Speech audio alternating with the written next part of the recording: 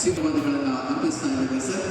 ಕರ್ನಾಟಕ ಸರ್ಕಾರದ ಮಾನ್ಯ ವಿಧಾನಸಭೆ ಕರ್ನಾಟಕದ ಶ್ರೀಯುತ ಬ್ಯೂಟಿ ಖಾದರ್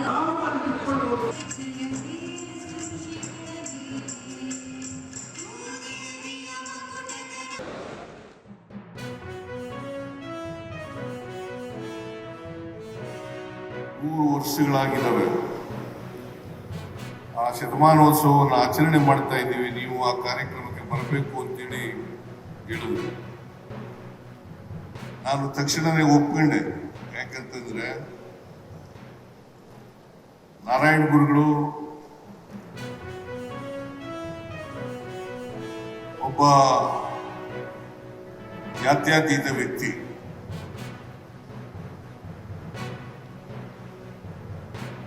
ಜೊತೆಗೆ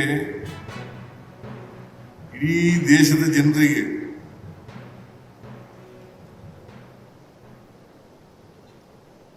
ಒಂದು ಜಾತಿ,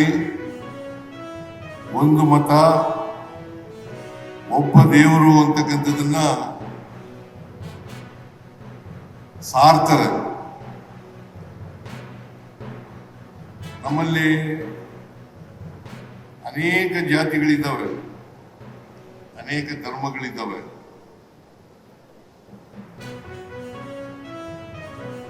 ಇವರು ಒಂದೇ ಜಾತಿ, ಒಂದೇ ಧರ್ಮ, ಒಂದೇ ದೇವರು ಅಂತಕ್ಕಂಥದ್ದನ್ನ ನಮಗೆ ತಿಳಿಸ್ತಕ್ಕಂಥ ಪ್ರಯತ್ನವನ್ನ ಇಡೀ ಜೀವನದ ಉದ್ದಕ್ಕೂ ಕೂಡ ಮಾಡ್ತಾರೆ.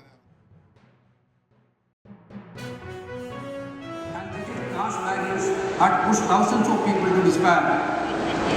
Many were even leaving their own religion because of they felt humiliated and unwanted. Mahatma Gandhi's visit to Kerala was this. He visited Kerala 5 times, and each visit became an important moment in our struggle of freedom and equality.